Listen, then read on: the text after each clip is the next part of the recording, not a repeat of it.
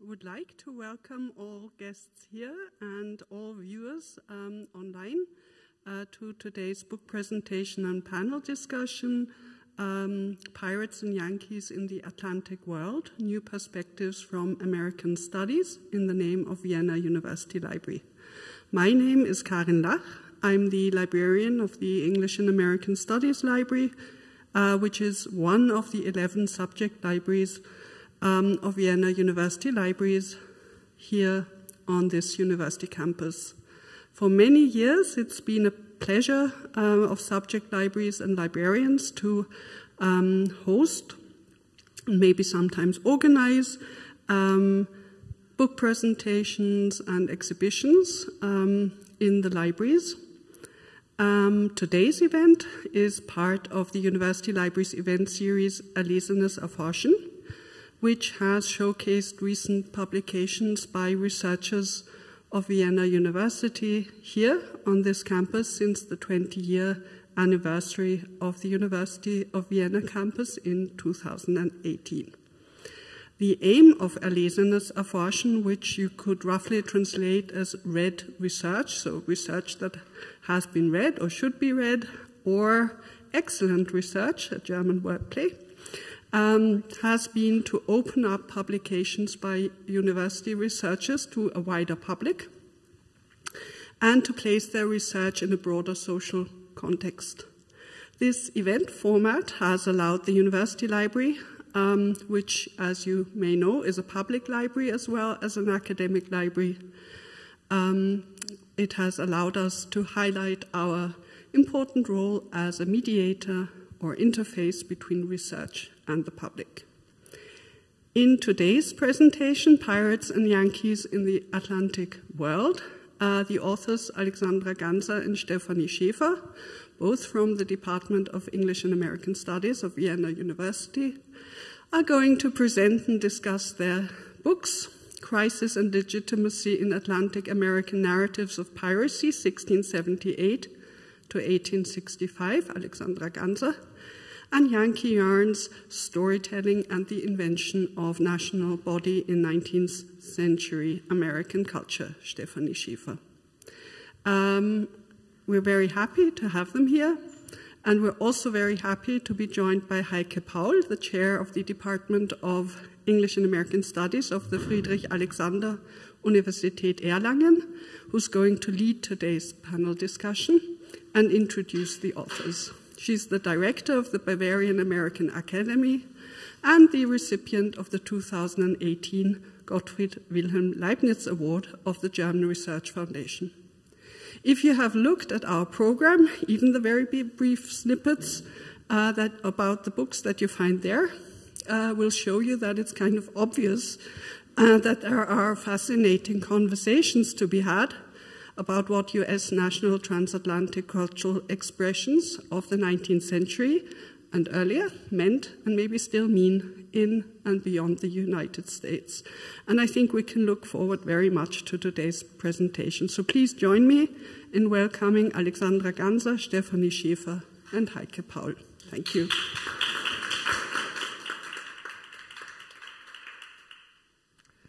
Good evening, everyone. Welcome. We are looking forward to a lively discussion with our two authors, Alexandra Ganser and Stefanie Schäfer, about their books, which you can see here on display. You will also be invited to join us in our discussion and to raise your questions and your comments, and you can do this by show of hand, and you will be given a microphone. Or if you are online in the virtual space, then you can write your question in the chat, and I will see it here and can take it up. Don't worry, we do not expect anyone to have read both books beforehand. Rather, we want to unfold some of the central arguments in our conversations about them and shed some light on what the pirate and the Yankee as figures of identification and critique may have in common and what sets them apart. And before we engage with the first questions, I would like to briefly introduce the two panelists with a bit of academic biography, very quickly. Alexandra Ganza is professor in North American Literary and Cultural Studies. She's head of the interdisciplinary research platform, Mobile Cultures and Societies, and she is executive director at the Center for Canadian Studies here at the University of Vienna. She was, some years ago, a Fulbright Fellow at the University of Oklahoma, and she has spent slightly more than 10 years at the Friedrich Alexander University Erlangen-Nuremberg, first as Fellow of the Research Training Group Cultural Hermeneutics, Reflections of Difference and Transdifference, then as Assistant Professor and Postdoc before she came back to Vienna in 2015.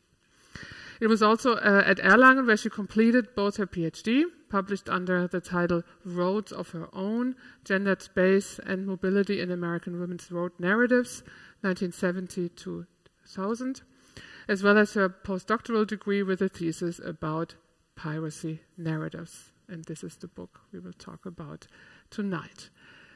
She has written and edited several books, published numerous articles, and her research interests include popular culture, gender studies, indigenous studies, eco-criticism, science fiction, and perhaps just to point out, recent research interest includes a project on astrocultures and astrofuturism.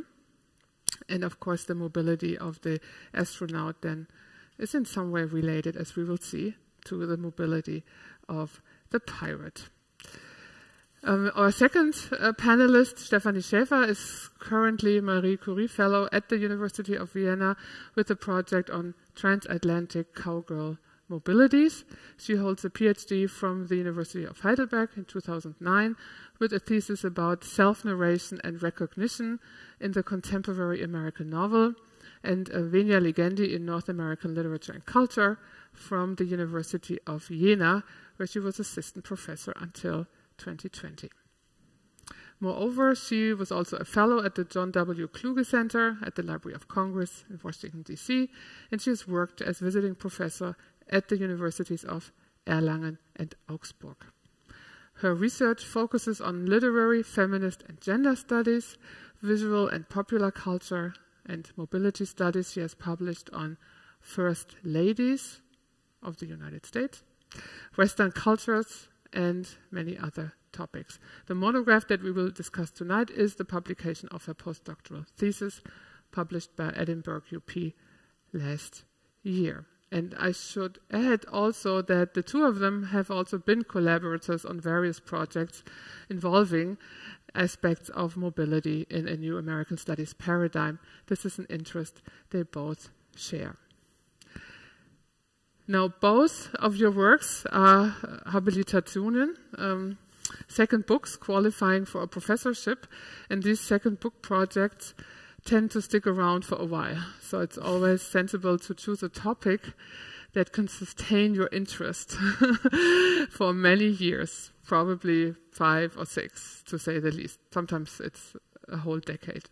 So I wonder, why, Alexandra, did you choose the pirate as this figure to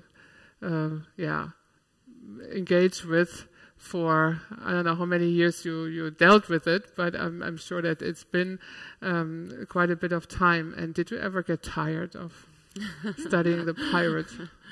Yeah, it was almost a decade, I would say, until the book finally came out and was published, with like having a kid in between and so on. Well, the beginning was easy, and I don't think it's really that, for me at least, and for many of my colleagues that I talk to, it's not so much that you choose a topic, you know, like you're not sitting at home and you think, so what could I write on? But usually a topic also finds you somehow. And I was looking for something, you know, going back in time. I wanted to do a diachronic study, which is also the unusual thing about this book, that it spans 2 periods in American history, early American history, and the C19, the antebellum history, in terms of the periods. So I just went, you know, to go to the movies on a Saturday night, and it's hard to tell this anecdote now because so much has changed since then. I saw the first Pirates of the Caribbean film, I was a huge Johnny Depp fan when I was a doctoral student, so I wanted to see this movie. I thought, oh my God, now he's working with Disney, it's not going to be good. I liked the film actually, and then I thought, well, this would be a great topic, but I'm sure that many, many people have written a book about this already, the pirate in American literature, not so much Hollywood film. I knew there was stuff out there, but in literature. But it was a great surprise to me that there was no real monograph on early literature on piracy from the 17th to the 19th century. So I thought this was my lucky day that no such book exists, so I have to write it. And yes, although Johnny Depp is no longer somebody who should be, well, I mean, he has been, you all probably know the gossip and the kind of appropriation also through Trumpists and other people you don't want to be associated with. So it's kind of an anecdote that tells you of another era. Okay, so depending on your age group, you can find pirates or piracy glamorous because you think of Johnny Depp or Errol Flynn or whoever you may want to think of. There is some glamour to the pirate. I'm not so sure about the Yankee. Yes, my origin story for the book is a bit different because it started with some academic frustration I discovered. But I want to first maybe talk about the Yankee because that's actually the linkage. So I was looking into the beginnings of American theater, and I was teaching a course on early 20th century theater, and all the literature told me was that American theater and drama doesn't begin before the 20th century. All that comes before is just aesthetically irrelevant stuff that shouldn't be read. And so that was a bit of a moment of frustration. And I went to look further, and I quickly discovered the concept of the Yankee theater. So a theater in the 1830s to 50s, roughly, that was commercially very successful, but that featured front and center a figure who was not sympathetic, namely the Yankee on the stage. And I thought, okay, well, there has to be some literary history that looks into this further. And all I could find was studies that said, this was very popular, but it's aesthetically not worthwhile. It's not worth looking further into this. And I thought, okay, well, in contemporary culture, I started talking to American friends, and I said, what do you associate with the Yankee? And they said, well, Yankee Doodle, the song that everybody knows. And then the New York Yankees, the East Coast baseball team, who have as their motto each year again, winning the World Series, who are very unapologetic about, you know, this ambition that they have. And so at the end of the day, I thought, okay, I want to look at this figure further because it seems that not only do Americans talk about Yankee Doodle, who is a provincialist, who sits upon a horse and plays his flute on a very daily basis, and they laugh about him. Also, American Studies scholarship did the same thing, laugh about a figure that was immensely popular throughout the 19th century. And so I started looking, I went to the Harvard Theater Collection and I started looking at the Yankee plays, and this was also the first time I looked at plays on microfilm. And at some point I thought my eyes would fall out. So there's an archive experience because it's very hard won, you know, archival research.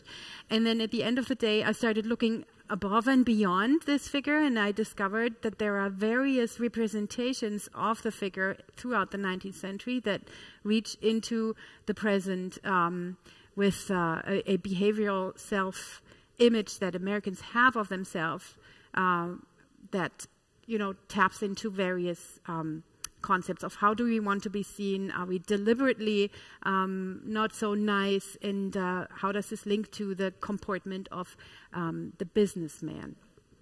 That was my origin story. Lots of frustration there, and I wrote the book anyways because I thought it has to be analyzed because it makes so much sense for much of the international, transnational behavioral codes that Americans use. Mm-hmm, mm-hmm. I think it's important that you point out that what we find to be canonical today is not always what was popular back whenever. in the 19th century or so. So going with what is popular or was popular. You seem to be interested in also a kind of an anti-elitist dimension or perspective on your material. But I do wonder, can you reconstruct for us where the term itself comes from? Yes, that was one of my earliest discoveries. So actually, it's a transnational term that comes from a diminutive. It's a diminutive version of Jan, so the Dutch Jan, a short form for Johann. And then the diminutive suffix was added, the ke. So Janke is one origin theory for this. And another origin theory for this is indigenous name that indigenous people used for the settlers when they arrived. And it's actually not really clear where this comes from, but that was a really productive opening that I thought was a good origin because on the one hand, it's a settler term that people used for themselves to say, you're not Hans, you're Hänschen, or you're not Jan, you're Janke. And on the other hand, as a term of the people who were already there, who coined a term for the white settlers who arrived and who would, in the course of the 19th century, of course, civilize and wipe out any other epistemologies and representations. Mm-hmm.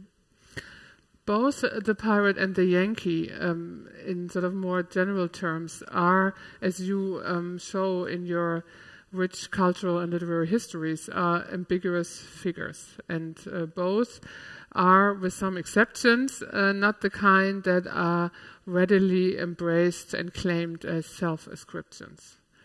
Rather, they are used often as labels to stigmatize individuals, figures, sometimes communities, and also their activities as a way to delegitimize whatever it is they are doing, along with certain positions and attitudes. And I wonder, Alexandra, if you could briefly lay out this negative side of this sort of ambiguous figure of the pirate, and give us maybe a bit of an idea of when and how someone is labeled a pirate in a specific situation, and what kind of consequences does that have? Your book covers various scenarios that entail accusations of piracy, often followed by some sort of punishment even, and so it seems to have something to do with order, with a specific form of rule that a pirate, quote unquote, endangers. Can you speak a bit about that aspect? Mm-hmm. Mm-hmm. Yeah, so the moment, the glamorous moment in which the pirate becomes somehow a romantic figure, that happens only in the 19th century, during the time of Romanticism in the early American Republic, so around the early decades of the 19th century, around the War of 1812, for instance. That's also like a heyday in which the pirate becomes an American revolutionary in a new type of literature. But before that, if we look at Puritan sermons, for instance, by Puritan ministers around 1700, or even earlier at pirate narratives, so travel and adventure narratives that were written in the late 17th century, and I looked at a specific batch of them that were published in Great Britain,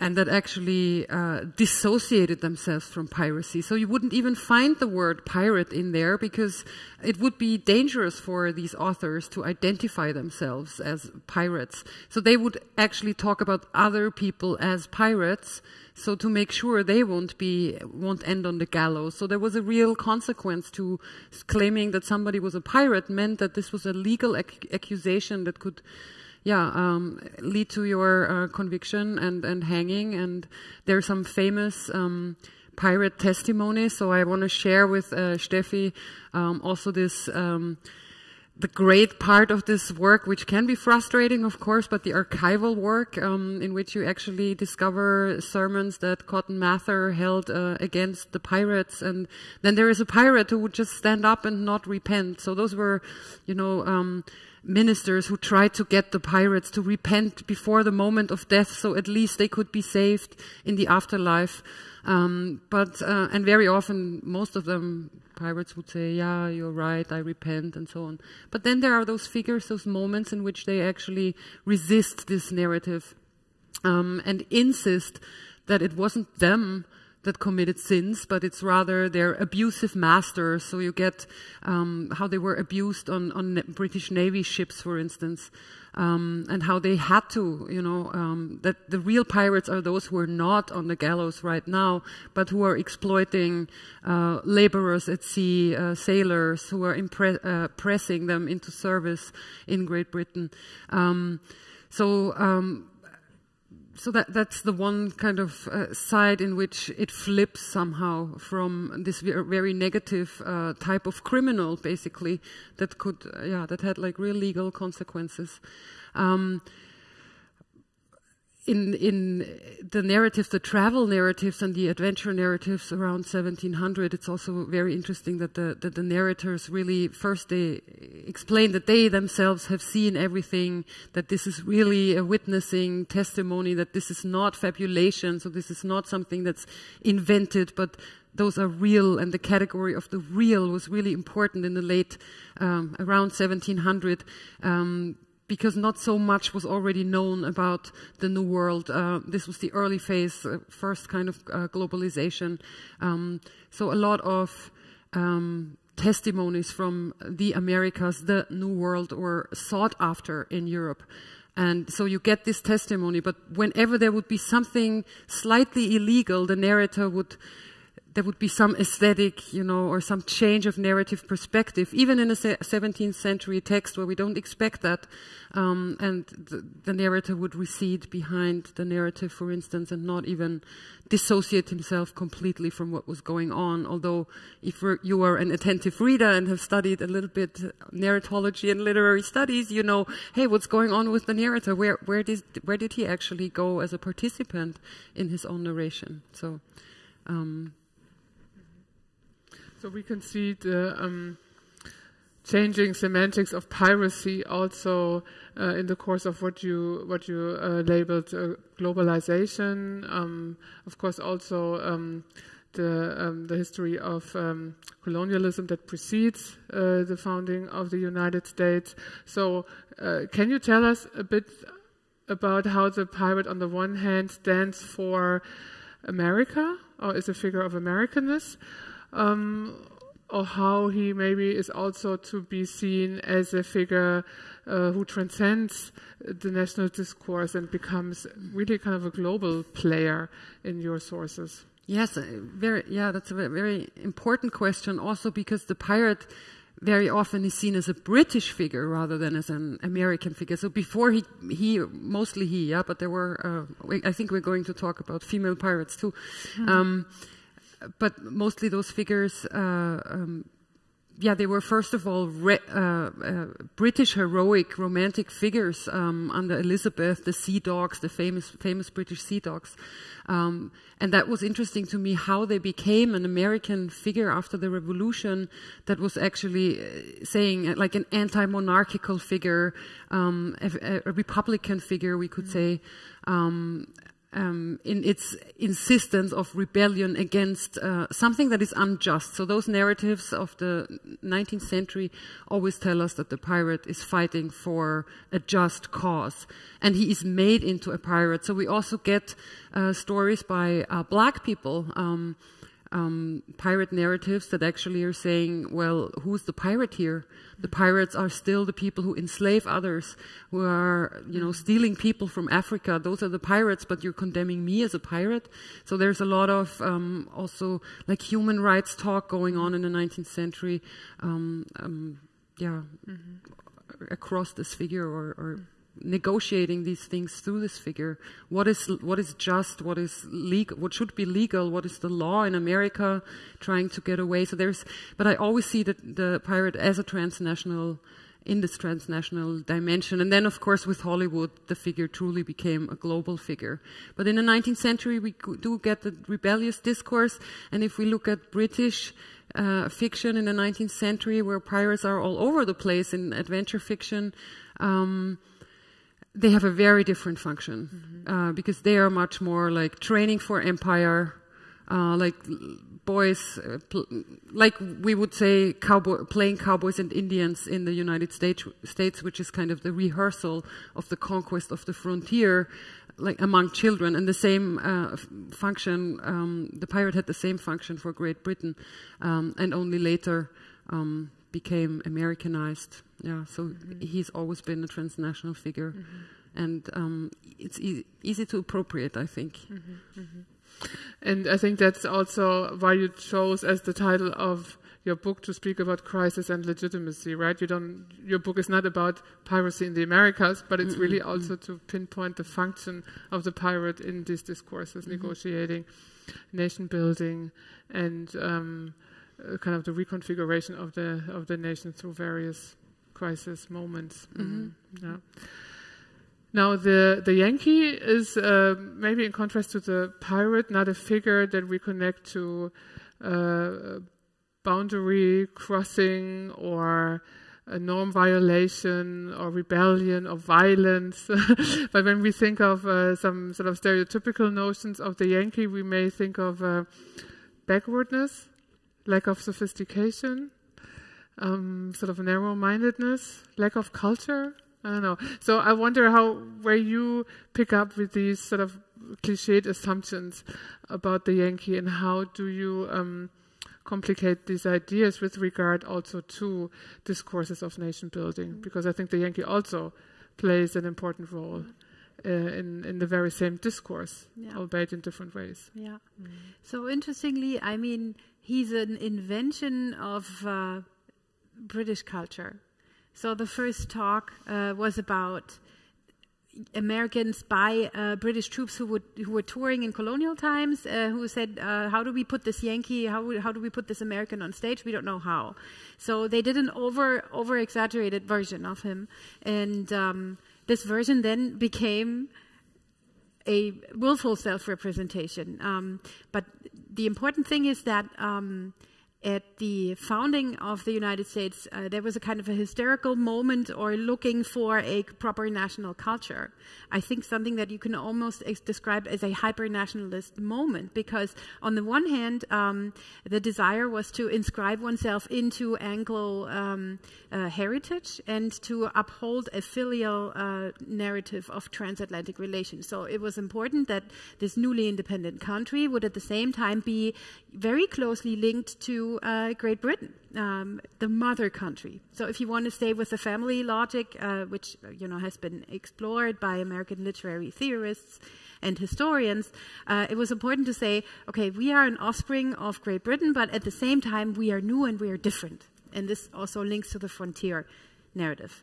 Now, this difference is first linked to provinciality, which is then turned into something that's positive, because it's not soiled or it's not tarnished by elitism, by a feudal system. It's all new. And it's all nice. So this sweet talk that happens, that the Yankee executes when he starts trading, is really an experience of being unrelated to anything else. And in the canonized literature, so by 1820s, the Knickerbocker School, the first generation after the Revolution, they were looking for American topics and American characters to write about. And Cooper, who was a big on transatlantic literature, very interested in Britain, who would go to Britain all the time and was very intrigued by British literature, he uses a peddler figure as a positive and almost ennobled trader in the Revolutionary War in his novel The Spy, which became his first bestseller. So kind of The Spy makes Cooper's literary reputation, and it circles around a very noble George Washington, who is, embroiled in the middle ground there and fighting and transitioning between the different parties. And this peddler figure who remains ambiguous throughout the novel. And I'd like to link what Alexandra talked about as a literary studies person. When you read these texts and there's a switch in narrative perspective, or there's almost a very many pages long description of what the space looked like and how this peddler moves through the space, you get really transported through. I mean, it's an aesthetic experience also. I get transported through the centuries, and I liked reading those texts which as a scholar, you hear about it in the introductory course and you take it from there. But Cooper, to me, was really a discovery, a rediscovery, so to speak. So what I want to say with this ambivalence of the Yankee figure, it's really a deliberate seeing oneself as provincial and as a kind of backwards, and also anti-intellectual as in anti-institutional in the sense of Richard Hofstadter's concept. So we don't have big universities, we don't have lots of training, but we are street smart. And by the middle of the century, by the 1860s, in the Civil War, this becomes latched onto the North and the fighting over the union between the North and the South and what this newfound country, the U.S., is going to be. That's the moment when the Yankee becomes a positive figure and is linked to the body of government in the character of Uncle Sam. And that went far beyond, drama, but it was still tied to the principle of performing Americanness. And maybe the last point I can also say, what many people overlook, is that the Brother Jonathan figure, who looms large at the beginning of the 19th century, is actually a son figure to the English John Bull. So it's really a time for national allegories in the 18th century in Europe.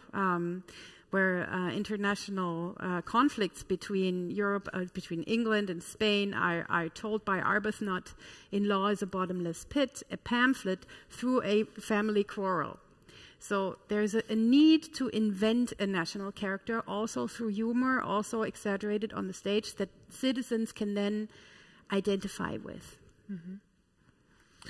You've already mentioned that you have been dealing with plays, theater.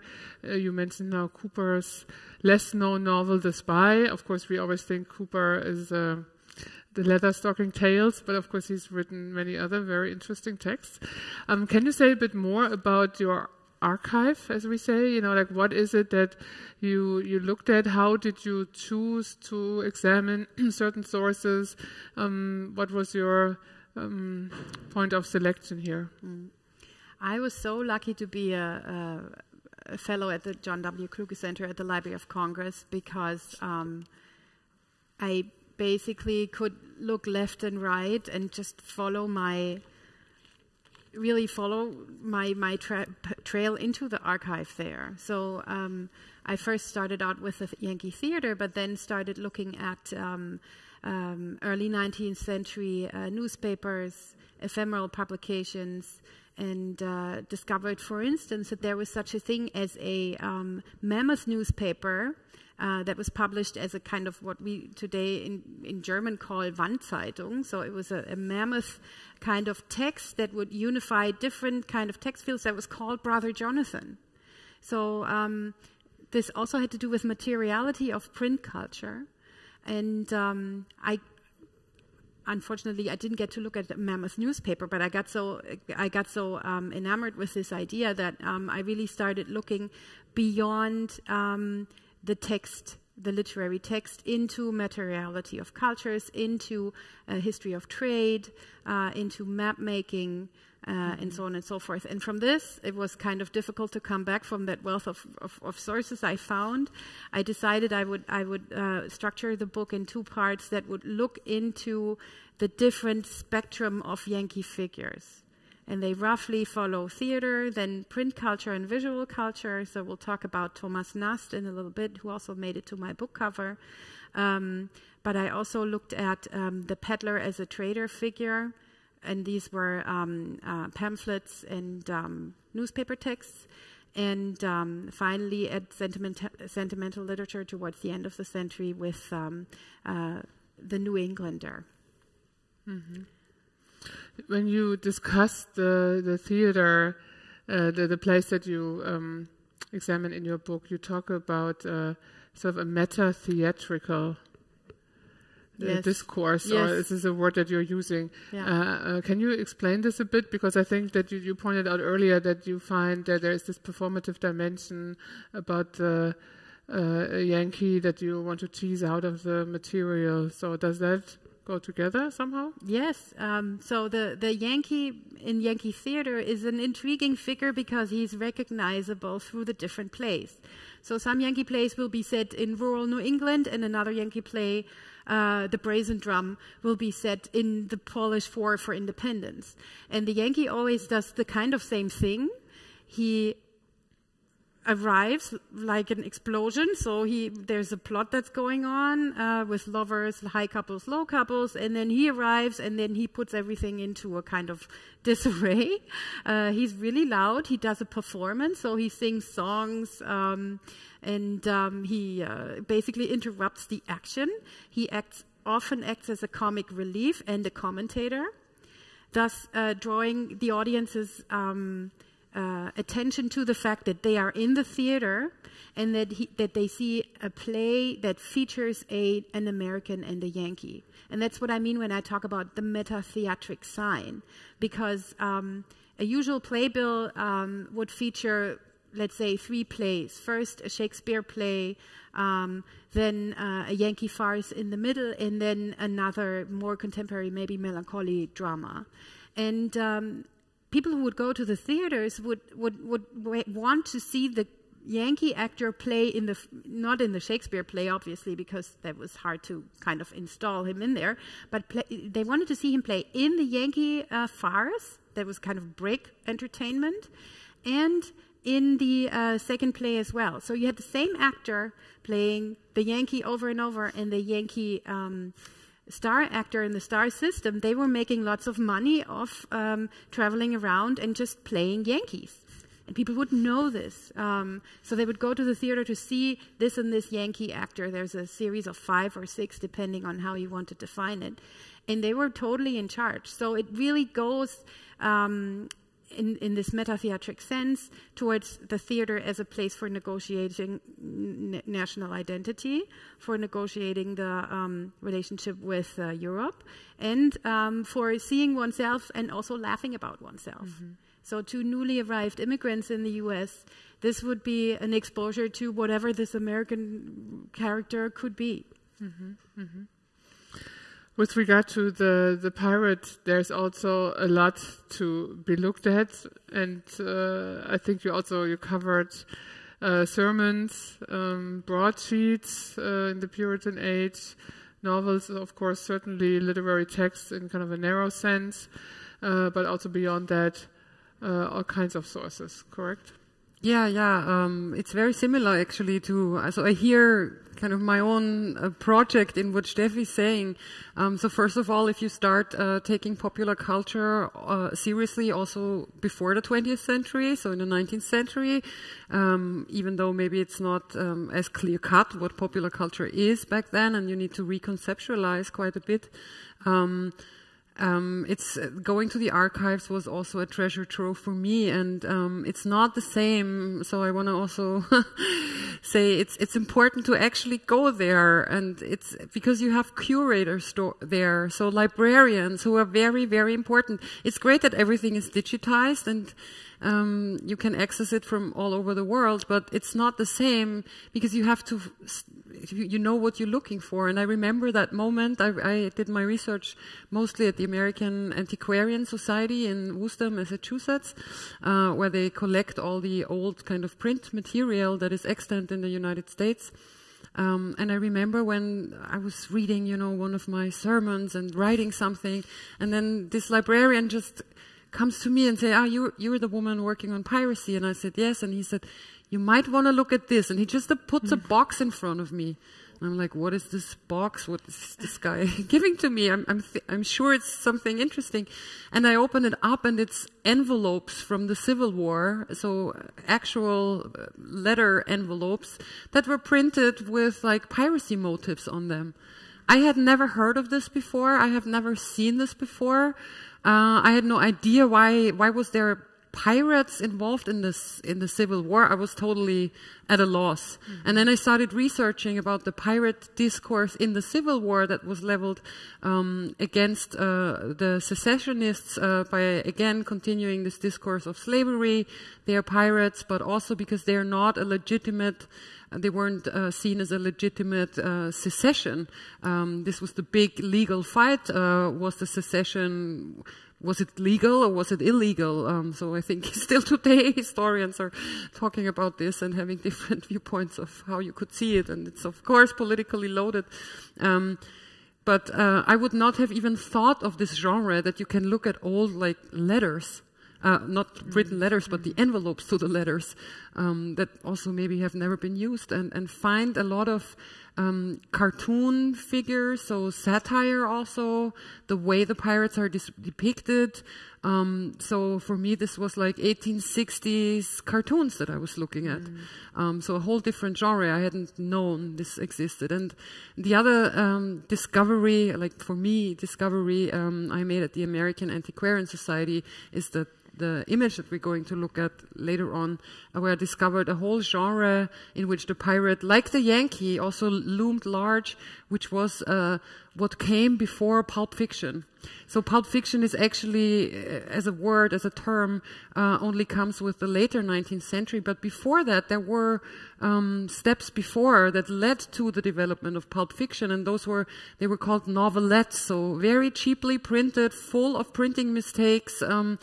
The easiest English that you can imagine, but this was produced also for immigrants, also to make immigrants, to tell them the history of the United States in a version that they wouldn't, they wouldn't maybe go to school, or they wouldn't read a history book, but they would read, a cheaply printed, available pamphlet, more or less, with illustrations in there, with, pictures. That was important. So once you start taking this seriously, it's not bad literature, but it's really important as a text that communicates something in this society of the 19th century, in which immigrants have to be somehow included in the national narratives of the revolution and emancipation from Great Britain, and who are we, and so on. So how do people become Americans? Also by reading these easily accessible and also easily written in a way that you didn't need to know a lot of English in order to understand that. And I think, that was an amazing moment for me to discover a genre that I just hadn't known existed. I knew Pulp Fiction, but I didn't know what was there before. Yeah. So from this episode of Archive Fever, absolutely, yeah. To the material, perhaps we can see the first slide with the image of that you've have to press it. Yes. Okay. Yeah, okay, that's actually So should I just Go ahead, continue? Yeah. So this was the image I was already, or the cover image of one of those novelettes that I was actually talking about. So I not only discovered that there were, and I could have written about, there are hundreds of these types of books, so about 100-page long. You can see how worn out they are, full of stains and really bad paper quality. So I also admire these people for keeping these things intact, in a library in which you need certain degrees of air and circulation. So the librarians among us know much more about this, but I'm fascinated by that, just keeping this also alive somehow as a material object that you can look at. So not only did I discover this for myself, discover this genre, but also I found out there were female pirates too in popular literature. So of course Anne Bonny and Mary Read, those are kind of the two typical female pirates we know from the 17th century. They were also models for some of the Pirates of the Caribbean female characters. But there was more than that, and this is also where literature has more freedom than history, because actually the number of female pirates, the historical numbers, are very low. There were female pirates, yes, but compared to the numbers of male pirates, they're just an insignificant number. Yeah. But they're not insignificant in this book, because they're also doing something, with teaching these audiences that I just talked about American gender roles. So what we get here is cross-dressing, of course. So cross-dressing is a very important trope in female piracy, because that's what also historically women did when they went on board a ship. They had to cross-dress to keep themselves safe and to just be able to participate in a very masculine culture. So we have this kind of revolutionary heroine, this woman who, Fanny Campbell she's called, and she's described as this like very sturdy woman who is physically very active, who knows how to hunt and how to shoot and how to ride horses, and she's described in a manner that you wouldn't think popular in the 1840s, like 19th century, in which we often have this idea that women were, didn't ride and didn't, this was before the first wave of feminism, so we're having this idea of the oppressed domestic sphere. Yes, exactly. And then there comes this like very unusual figure, and it's actually she taking over all the agency. She's freeing her love interest at sea, so she's really rescuing rather than vice versa. But of course, then in the end, so most of this text actually talks about her as this pirate heroine. But then in the end, she marries and she regrets her life as a pirate. So the last chapter is like, why did you write this? And first I thought like, yeah, okay, this is typically romance literature. So you have this great heroine who does a lot of great things, but in the end she marries off and has 7 children and is never to be heard of again. But then I also, as I began thinking about it, I realized there's also a very important function in this text, what it actually does to this idea of American femininity. So yes, we are different, and you can be much freer here. You can be a free woman in America. But of course, in the end, you have to transition to the domestic sphere. So it's kind of a girlhood even narrative, that once you settle down, you better regret this old life of a pirate. And then you get this apologetic that she herself is actually saying, oh, I wish I had known the comforts of domestic life before. I would never have gone to sea. But all the readers, and we have evidence of 19th century readers, female readers, who read this. Fiction. Early fan fiction. Early fan fiction, yeah. Who read this, but who apparently didn't take the last chapter so seriously and actually went out fighting in the Civil War as cross-dressed soldiers. So, and that was great also to discover actual readers at the time, through anecdotes and through, but there is this actual Canadian woman who also writes about having read Fanny Campbell and then participating in the Civil War. To free the slaves, yeah. So that's great. So we've learned now that the pirate is, in terms of race and gender, kind of a figure that can easily be destabilized, yes, or has been destabilized. I don't know about the Yankee. Is the Yankee, by definition, white, male? Today we would use the term toxic masculinity, right? I'm not so sure. Can you engage that? Yes, yes.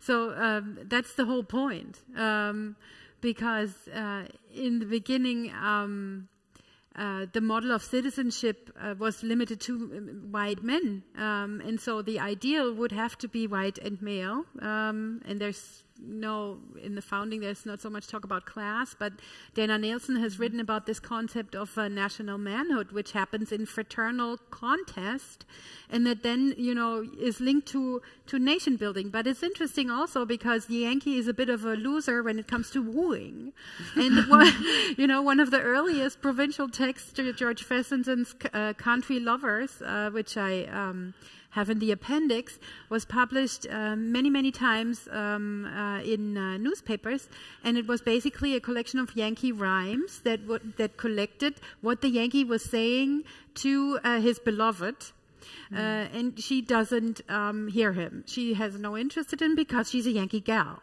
So he's often shown as a funny, of self-deprecating, often purposeful, but not always. He's always comical in the sense that he doesn't always get it.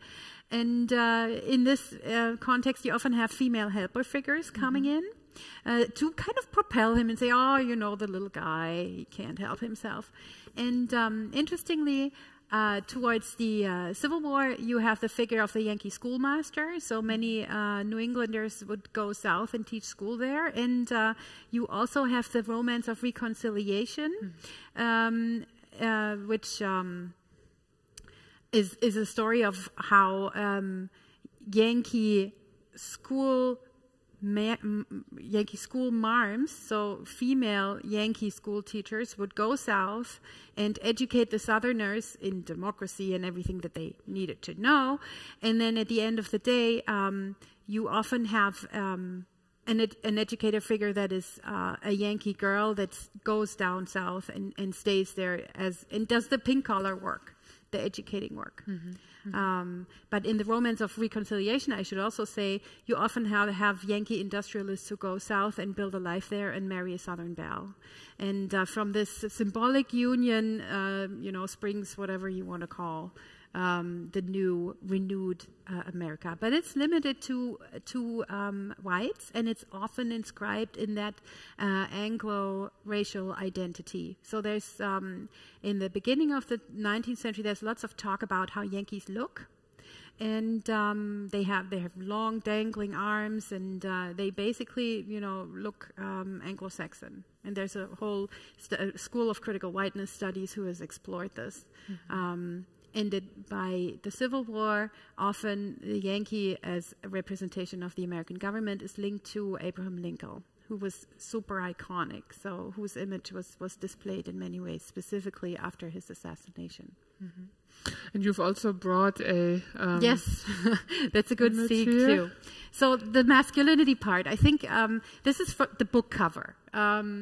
And before I start talking about the image, I want to thank Thomas Nast Verein in Landau in der Pfalz, because I would never have found this image if it hadn't been for their work for Thomas Nast and for conserving his drawings. I went to an exhibit in Strasbourg at the Tommy Unger Museum for cartoons with my late dad, whom I could only get to go there because I told him we're going to look at political cartoons. So he wasn't interested in the text, he wasn't interested in the other stuff, but when I told him these are Thomas Nast cartoons and they're funny, we went. And so I found the two Georges there, which is a bit of a thing to unpack. So you see a rascally Yankee figure doing the thing on his chair and smoking a cigar. I think it's quite obvious that he's an Uncle Sam representation of government, right? But the cartoon is not called Uncle Sam, it's called The Two Georges. You see the two Georges in a historic painting on the wall, and these are the King George, Revolutionary King George, and George Washington. And they say to each other, so this is King George, I say, George, Daddy, is this the free and enlightened cherub for whom you fought? Don't you think you had better write another farewell address to him? So it's really 100 years after the founding, a disavowal of the founding and of this logic of family ties across the Atlantic, where both the daddy figures, both the English king, from whom the Americans broke away, and George Washington, the noble first president and Revolutionary War hero, are disappointed with this rascally government, which is, and I took out two details here. The first one is he already has his leg in a bear trap, and you see these graffitis on the wall, which I love it that Nast displays them not as graffiti, as handwriting, but as kind of a print. So this is a rendition of a government building, authoritative building, like a museum that has paintings like this on the wall and the columns, right? And you see these two quotes here, graffitis, beware or we will let the devil loose. So it's a very deliberate saying, we don't care for any norms. We would rather, be wild, and we can escalate this international debt crisis at any time. And then the second one, what care we for abroad or at home, with a little hangman's graffiti drawn under it. So the criticism that Thomas Nast, who is a native of Landau, in the Pfalz, took over to the United States when he became a political cartoonist, is really a very outspoken commentary on contemporary policies in the 1870s. There was a huge debt crisis, and he did not agree with what was going on. So he uses this multi-layered text of images that people would recognize and of historic discourses. And what I particularly enjoyed is the second detail that you see in the right-hand low corner, because where Thomas Nast signed this cartoon, as he did all his cartoons for Harper's Weekly. He would publish on a weekly basis and basically change the course of politics in New York and beyond. And here he has his little signature, and right next to the signature is Uncle Sam's little knife. And to me, that was the discovery that really made me very happy, because the Yankee figure often is shown whittling as he tells stories. So he has a knife and he whittles at a piece of little stick, and as he tells the story, the little shards from the wood go away, and at the end he doesn't have anything in his hand. But the whittling and the storytelling go together, and it makes for a performance of American storytelling that is embodied and that needs an audience. So here he sticks his knife in the ground as if he doesn't care, and Nast does the same thing by signing his name right next to the knife. So the whittling and the storytelling also says something about American audiences who want to be deceived, who want to be given a great story, and who want to be told, you know, a tall tale, basically. So one of the sources for the Yankee figure is also the American tall tale and the American kind of humor. Anti-intellectual. At the end, you don't always get the point, and you're often really confused. Deliberately so, because the Yankee is such a bragster. And this cherub, ironic angel figure here, is the same kind of bragster who doesn't give, a fig about going left or right, national, international debts, I don't care. Beware or we will let the devil loose. That was Nast's criticism in the 1870s. Mm-hmm. Oh, thank you. Are there any questions here in the room or online? If you want to ask a question, then you can take the microphone, and then we'll all hear it. Yes, go ahead. Mm-hmm. Mm-hmm. Yes. Should I phrase this?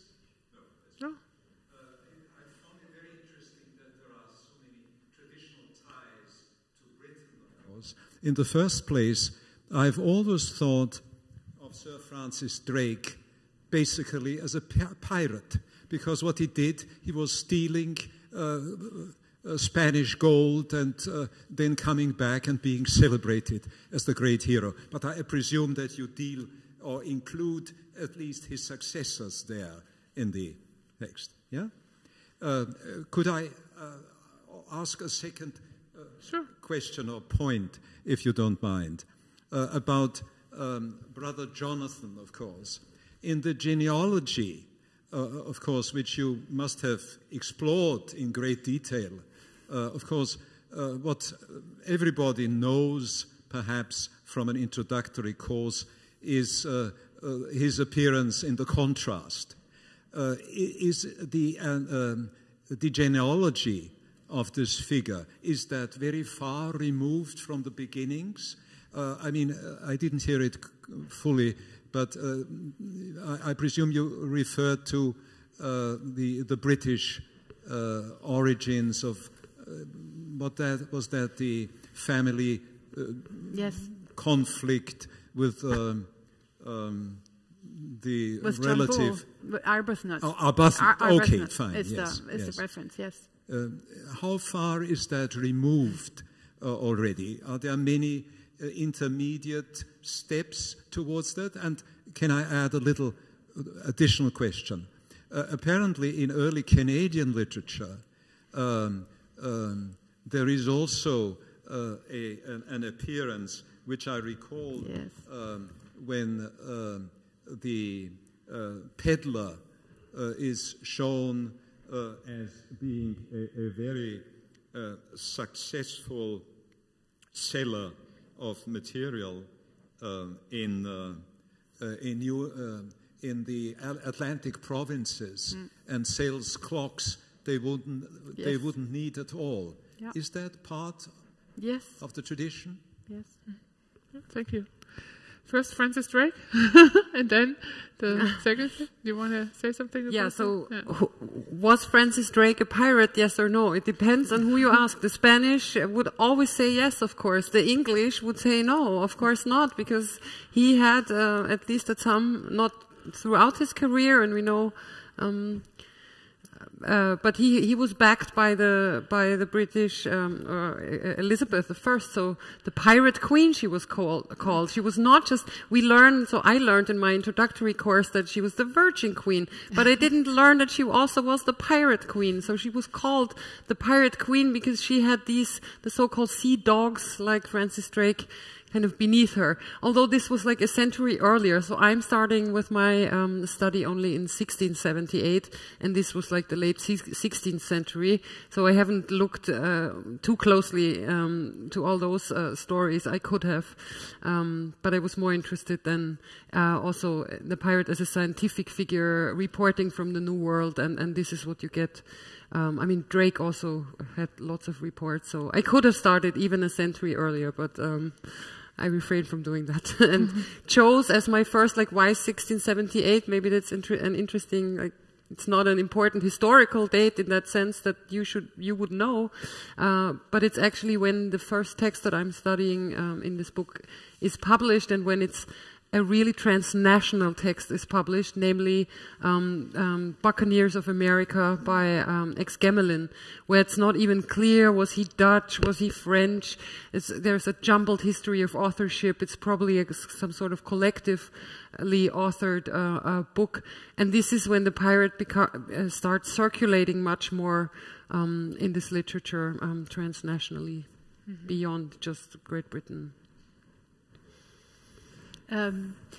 Yes, so of course there's a very quick through line from Arbuthnot to Brother Jonathan and then on to the Uncle Sam and the 19th century figures. Royal Tyler is the introduction text that you talked about, Introduction to Literary Studies. It was basically adapted by Owen Sheridan's School for Scandal, a very successful British play.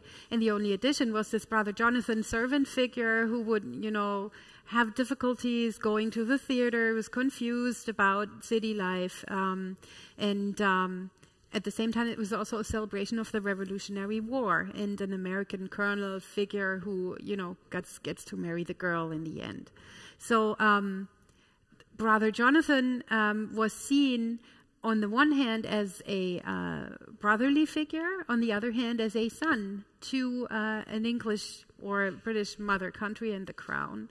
And by 1820, what happens, and that's so intriguing, is that with the Knickerbocker School, we often talk about Cooper, but an overlooked figure, also for reasons of maybe aesthetic originality, is James K. Paulding, who was also a politician and Cooper's brother-in-law, I think. So they were all kind of, sisters, brothers, everyone. It's all in the family, more or less, in this Knickerbocker School. But Paulding starts writing a series of articles that's called Brother Jonathan or Saint Jonathan anonymously, which he publishes in Knickerbocker Magazine. And those texts posit an American hero / allegory. So he was very hard at work trying to establish an American hero figure who could at the same time serve as a carrier of sympathy and then as a impersonation of international relations that the Americans had with Europe. And so this allegory doesn't go very well until the beginnings of the world exhibits in the 1860s in the Crystal Palace, London Crystal Palace exhibit, and then the Philadelphia World Exhibit, where you have this comparison between what do the English do, what do the Americans invent. And everybody brings what they have and they display it and they say, this is, how we are great. So it's a quality of showmanship attributed to Brother Jonathan where he has to kind of make it. And it's so, thank you for raising Halliburton and Sam Slick, the clock peddler, because that's the flip side, again, of this Yankee figure. So Halliburton was a British colonial subject writing in Nova Scotia, and he is responsible basically for launching Sam Slick, the clockmaker, as a peddler figure in the 1830s. And those are humorous texts in which an American travels around with the squire, a blue nose from Nova Scotia, who really has nothing that marks him apart from anything else. He's really not special, the narrator.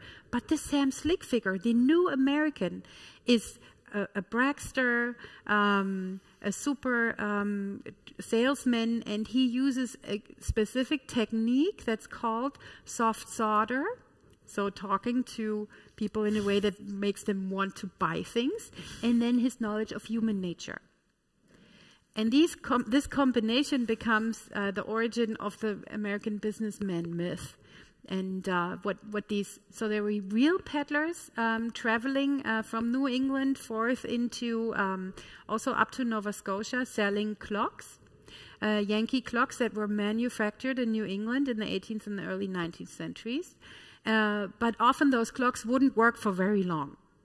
The innovation being that they were small clocks that you could put on the mantelpiece, not the big grandfather clocks. So they were easy to transport and just to put there and to be displayed as a kind of a, object for showing off your richness. And the wooden clocks and then also the wooden nutmegs became something that the Yankees would trade, where they became representative of this being tricked or being had by Yankee tradespersons who would come along, talk the soft solder, and make you buy wooden nutmegs, and once you bite on them, your teeth fall out. So it was a kind of a decoy or a cheating or a fraudulence that was part of the Yankee display, and that people talked about like, well, if a Yankee comes to town, he will make you buy things you don't need and things that are dysfunctional, but that's because the Yankee is so great. So it's really linked to this North American quest for having the new man, this American new man, and then the squire in Halliburton, the representation of Canada, what would later become Canadian identity or whatever that would be. He really doesn't know what to do with it. He's really helpless. He kind of envies the Yankee a little bit, but then he also says, oh, this is a very, rascally way of going about business. So there's a North American triangle that happens in the relationship of this Yankee character. Thank you for your questions. I have a couple of questions from the virtual audience. The first question is, I think it's also to you, Steffi. Are there any connections or interactions between the Yankee as a trickster and storyteller and indigenous trickster figures? So what about the, I guess, ethnic properties of the Yankee? No, not that I found. That's the short answer. The longer answer is that the history of American humor and this tricksterism that I just talked about is marketed throughout the 19th century quite up front. So it's important that humor is something that's performed by men and by white men to kind of white audiences. And we have other figures, Brer Rabbit in the African American Archive, we have other humor figures who get discarded along the way. So this tricksterism, that's why I'm kind of, kind of doubtful about using a trickster logic here, is clearly in the service of promoting white male citizenship. Mm-hmm.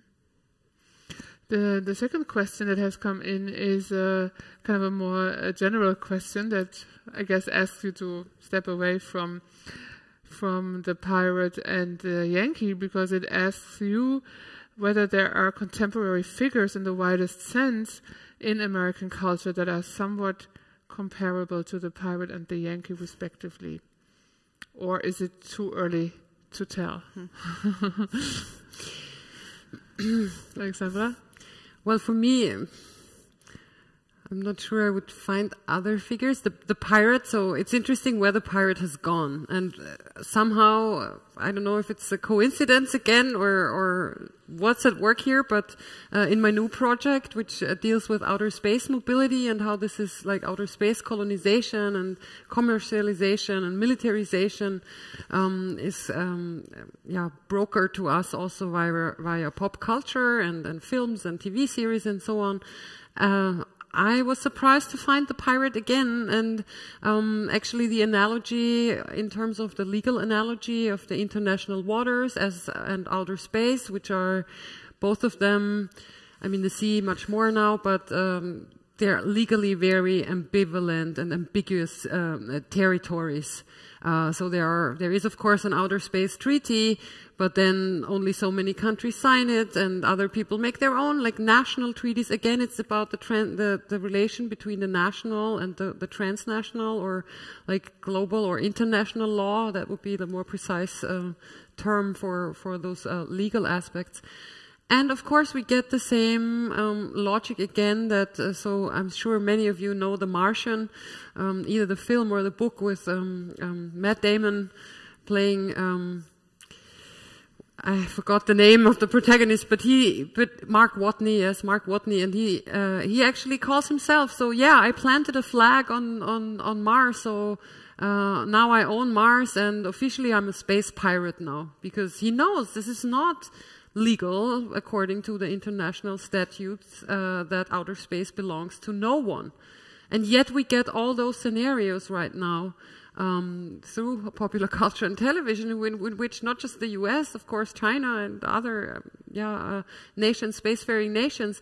In Europe, it's Luxembourg that does a lot of this legalization, or designing some kind of legal framework that, however, is just ratified nationally. So the question is, how can you make Austria can't make a law about outer space that then is the Austrian outer space law? That would be difficult, because people would say, well, but outer space doesn't belong to Austria. So, but this is exactly what's going on right now. So I see the pirate as making this other career right now, and he's coming up again in popular culture. So I haven't been looking for other figures, and I don't know if you have an answer for a different figure that can be. Well, I mean, Heike, you talked about, or you dropped toxic masculinity, and that's a rendition of the business behavior that I make in my book about the performance of a businessman identity that can be tied to the Yankee, through the tycoons of the Gilded Age, even through the screwball comedies of the 1930s. Into the present, and the figure that I thought of was Donald Trump, who in The Art of the Deal practices a kind of mixture of soft solder and human nature knowledges. And he also has come to impersonate the image of the not-so-friendly American, and an anti-intellectual kind of style of politics that was not invested in facts.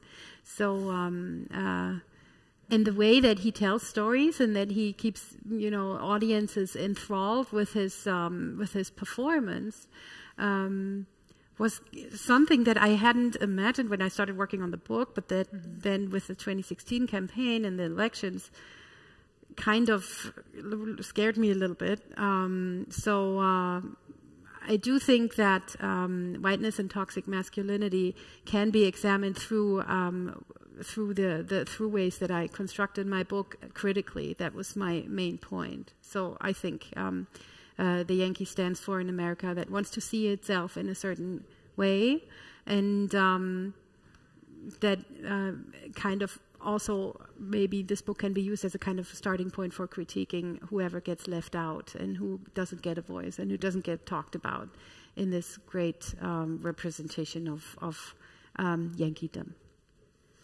And you have pointed out in what you said about the figure and the presence in various cultural productions that there is a self-reflexive notion, that there is also a sense of irony and all of that. So when you draw the line to the present, then it seems that we end up with a rather impoverished notion of the Yankee. Yeah. I think one of the new books that has come out about the Trump presidency is actually called Confidence Man, and I think Confidence Man is a term that you also use for the Yankee.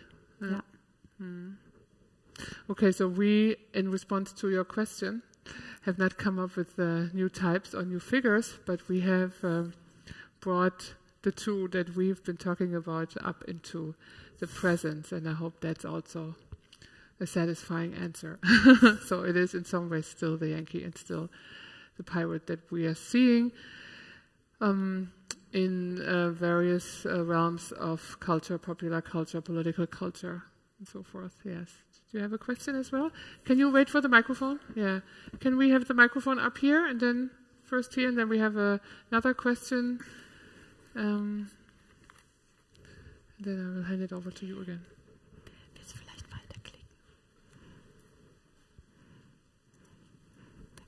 Just going back or an add-on to what, in terms of the imagination, what a pirate takes place today, it performs the piracy, including this wonderful, you called it motif, but the visual, the bones and the skulls, but thinking of anarchists, thinking of, the kinds of flags they're using, the kind of land occupation they're trying to re-establish as a communal space, also here in Vienna, I think really speaks to that spirit.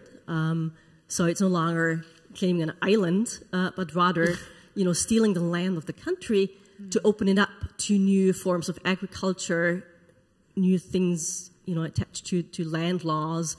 So I think that spirit is actually here in Vienna and in other German towns, cities, with regard to the Wagenplätze here. So I think, it's not just the carnivalesque pirate that kids love, but there is a political dimension very much on the fringe that is still alive and kicking. Not just on Mars, right? Not just on Mars. No, civil society, yes. Mm-hmm. Actually, just yesterday, I was at the Donauinsel, and there's this spot where you can see it like on the map, where right opposite where I was, there was this little spot that is called Pirate Cove or something. I was like, yeah, even the Danube has its pirate nooks, and I know there were some installations also for children. Yeah, but sure, the question is, do you take it seriously? Yeah, so we find the pirate, of course, during Carnival, kids dressing up as pirates, Halloween coming up soon, and so on. But I also think it is something, there's also something serious behind that in the sense of what new forms of community. We haven't talked about this utopian moment of the pirate ship as a new form of community, as finding new social forms. And maybe as a last anecdote that might stick to you, that was also an eye-opener to me, was this discovery of this whole system of matelotage, so meaning they self-organized on pirate ships in the 17th and 18th century, and they developed the first kind of pension system. So if you were on this ship and you lost a leg in a fight, yeah, you were cared for by whatever the pirate ship, the next prize. I also have to add, you were also cared for by being given a slave. So we shouldn't think that pirates were, always rebellious revolutionaries who were against slavery and so on. Pirates also had slaves, yeah, so they did whatever was opportune, and then they sold them again, or and they had a social contract system, or also in terms of a homosocial system. Matelotage was meaning that you were looking for a partner on ship, and you were mated, you were kind of married. And so we had gay marriage, where actually one partner could inherit something to the next, bequeath something to the next person, to the partner, was actually in effect in the 17th century, because they didn't have wives, they didn't usually have a landlocked existence somewhere and just went on a little pirate cruise, but they very often lived at sea and had their, their own kinship systems, So if it you wasn't will. just Ishmael and Queequeg, right? No, that was totally current at that time for any kind of non-Navy, non-official vessel. So among whalers, you would find the same system, of course. Linebaugh and Rediker say this has been developed on the pirate ship. I wouldn't, fight about whether this was developed on the whaler or on the pirate ship, but ship culture, yeah. Thank you. And a question in the back.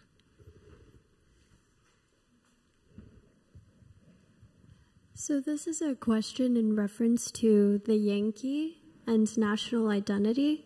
Do you find that the Yankee in current days is as important and as relevant as it was in its origins of U.S. national identity? And also another question of, do you find it to be associated with one party over the other, or does it transcend both parties?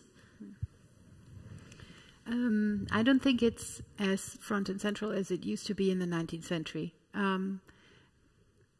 When you look at maybe Hollywood blockbusters, representations of American engagement abroad, sometimes, you have this graffiti on the walls, Yankee go home. So it's often also linked with the imperialist project and re-education scenarios. But I think in whatever it may be that might be U.S. self-reflection as a culture, it's not as present as it used to be for obvious reasons, because diversity and gender play huge important roles for negotiating what Americanness may be. The second question, Party alliance. the party alliance. This is a huge question, and I only have a hunch, right?